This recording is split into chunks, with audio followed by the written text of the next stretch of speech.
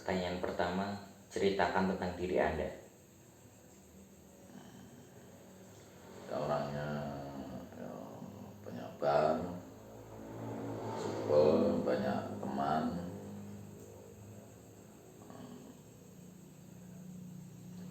ya, kerja keras. Mengapa Anda memilih karir sebagai anggota Polri? Ya, karena memang sudah cita-cita dari kecil sama keinginan orang tua. Di mana Anda melihat diri Anda dalam waktu 5 tahun?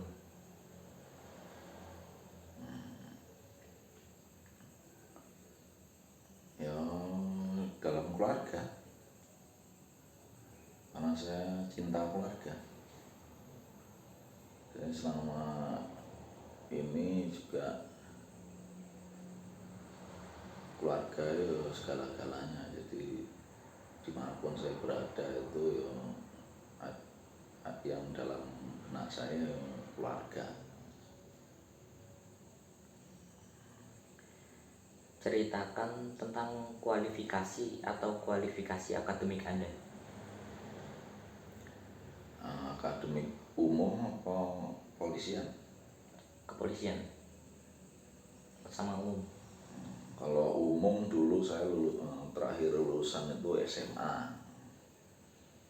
Dan SMA terus daftar di kepolisian langsung di Brimob, tempatnya di Brimob pasukan. Jadi spesialis saya itu di Brimob pasukan. Kalau untuk umum? Kalau untuk umum dulu SMU IPS waktu itu, karena memang cita-cita saya langsung ingin ke polisi, jadinya ambil di SMA.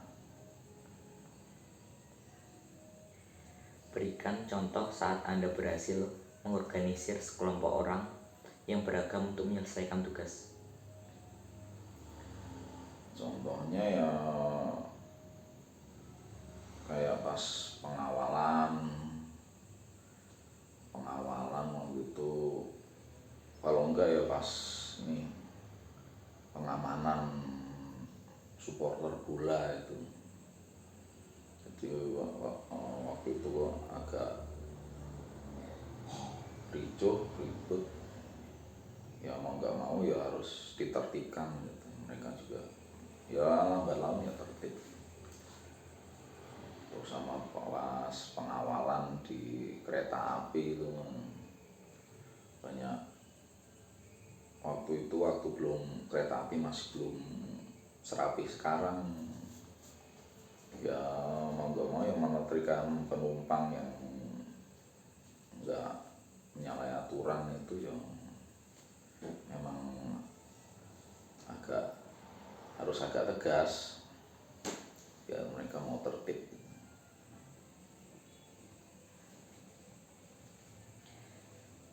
Apa kunci sukses ketika berkomunikasi dengan publik?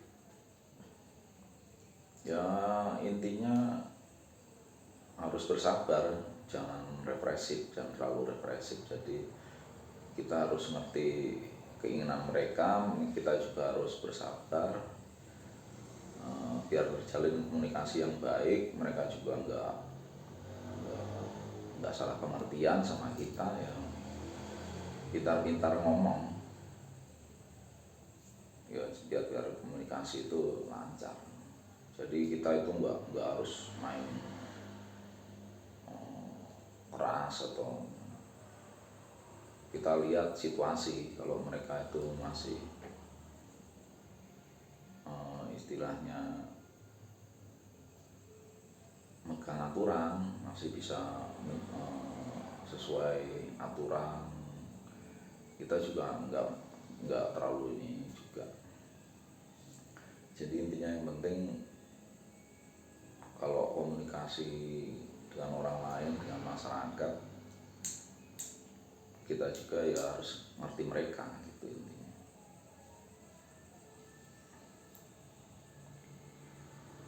Berikan pengalaman Anda dalam menghadapi orang yang keras dan bagaimana Anda menangani situasi tersebut. Kalau menangani orang yang keras itu ada tahapannya. Yang pertama memang tadi komunikasi. Kalau misalnya komunikasi itu nggak jalan, kalau misalnya mereka kalau hanya keras di mulut masih nggak masalah, tapi kalau misalnya mereka keras sampai melakukan kekerasan terhadap orang lain atau membahayakan orang lain, memang harus ada tindakan polisian yang sesuai dengan prosedurnya. Jadinya menangani orang keras itu beragam. Kalau cuma omongan aja ya udah didengarkan aja, nggak usah ya. Jadinya intinya biar mereka itu juga tenang, dingin. Tapi kalau misalnya sampai ngerusak, sampai mau menyakiti orang lain, ya memang harus ada tindakan polisian.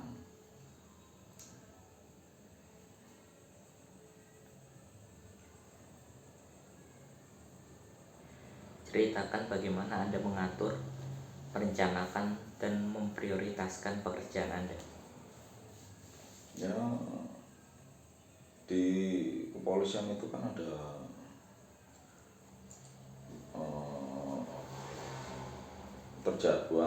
terjadwal dan terpimpin. Jadi ada memang tugas-tugas itu sudah ada operasionalnya. Jadi hari ini kita misalnya patroli, atau hari ini kita pengamanan, atau itu udah ada pembagian tugasnya masing-masing. Jadi memang harus dijalankan dengan penuh tanggung jawab.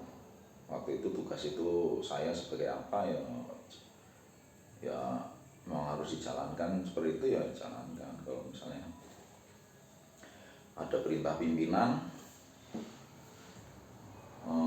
harus jalankan, ya jalankan. Karena kan tugas polisi itu kompleks.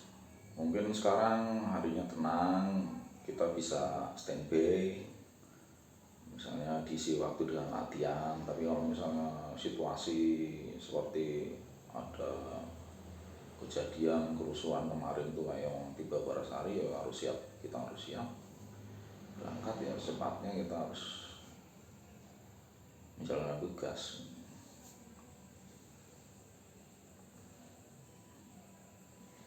Berikan pengalaman yang menunjukkan kemampuan Anda mengatur waktu secara efektif.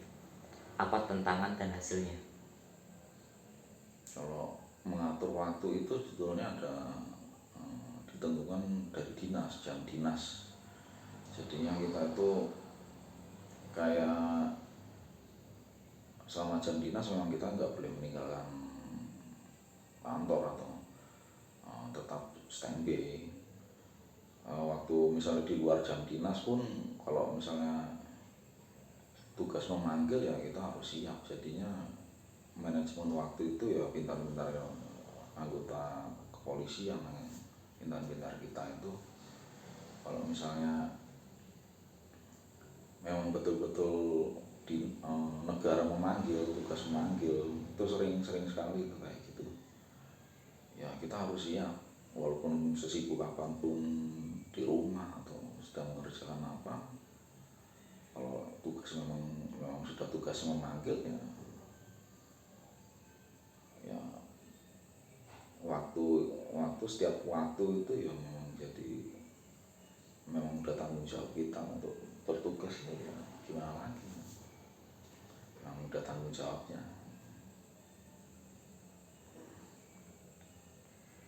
Jelaskan saat ketika Anda berhasil membujuk orang lain untuk mengubah cara berpikir atau perilakunya.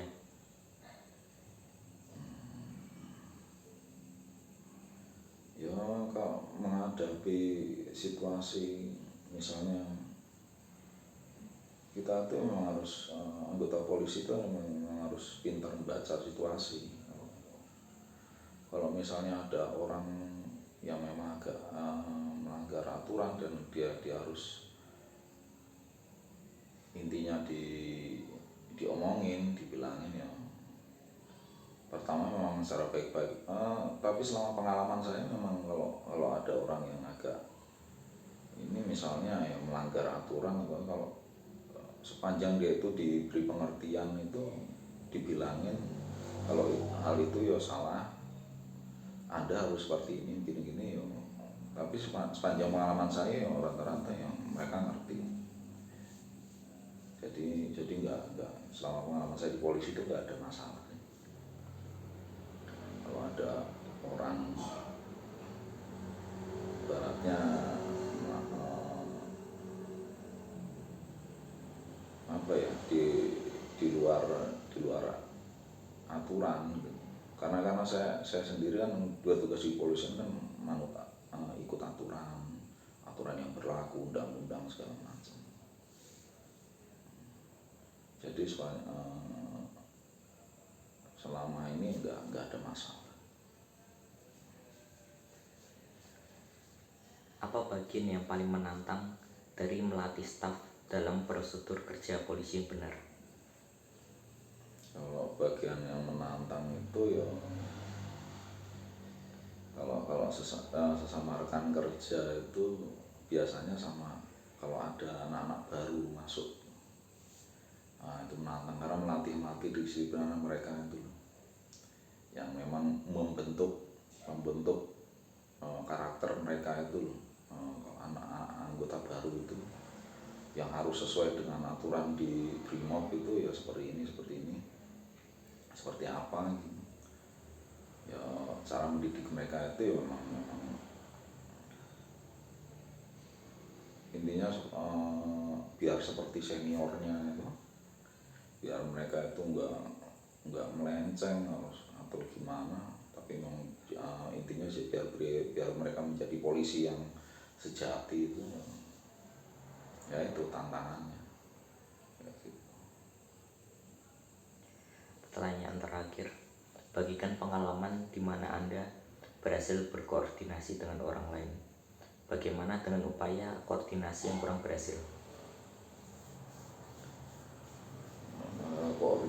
Koordinasi itu waktu itu di pengalaman juga banyak sih, biasanya di penugasan kayak kemarin itu waktu di Papua itu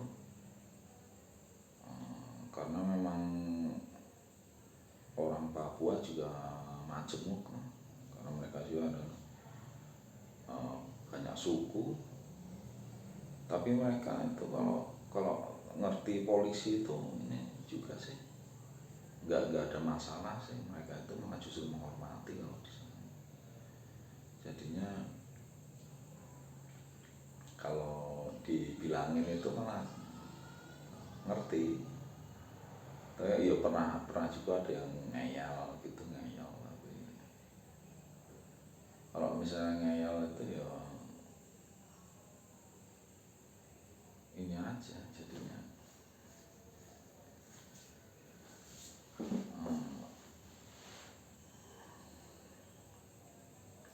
ya itu tadi dikasih pengertian kalau ini salah, ini gini. Tapi ya selama ini juga nggak ada masalah.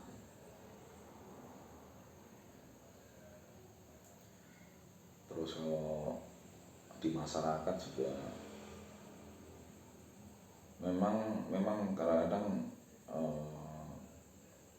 dalam menjalankan tugas bergu itu ketemu masalah, misalnya patroli itu biasanya memang dari masyarakat juga ngerti kalau namanya polisi sedang patroli itu berarti mereka itu sedang apa ya, jadi memang untuk menjaga keamanan Pak. Tapi kalau misalnya ketemu sekelompok masyarakat misalnya lagi duduk-duduk atau nongkrong itu terus misal di jam malam atau di tempat yang rawan itu kadang dikasih pengertian, kadang ngeyel itu juga ya intinya ya agak dikasih pengertian itu dibilangin biar mereka itu ngerti gitu. Kadang-kadang juga suka agak ditegasi sedikit Tapi nggak sampai ini sih. Kalau mereka misalnya nggak, yang penting nggak melanggar aturan gitu, nggak melanggar hukum gitu.